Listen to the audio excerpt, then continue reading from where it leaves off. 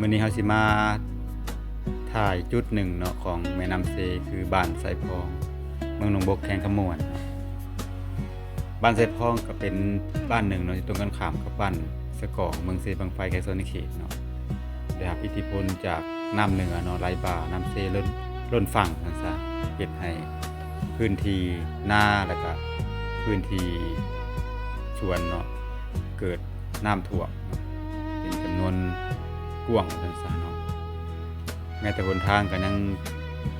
ท่วมลิบคือกันเนาะ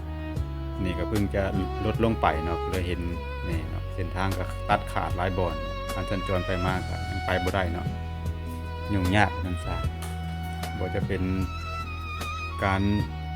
กินการอยู่ก็ยากจังซั่นเนาะ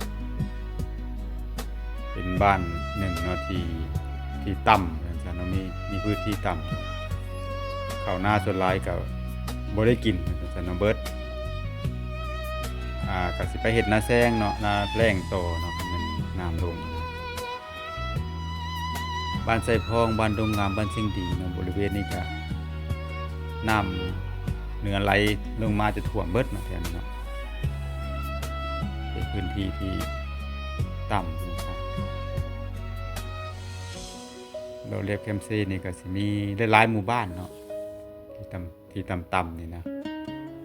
แต่บ้านไซพองนี่ก็เป็นบ้านหนึ่งที่ว่าพื้นที่ทั้งหมดนี่ท่วมเบิดเนาะแม้แต่ยอดเขาก็บ่เห็นเลยนี่บ้านอื่นที่แนมๆไปนี่คือสะกองสะแกงก็ยังเห็นอยู่เนาะก็มีหลายๆจุดเนาะที่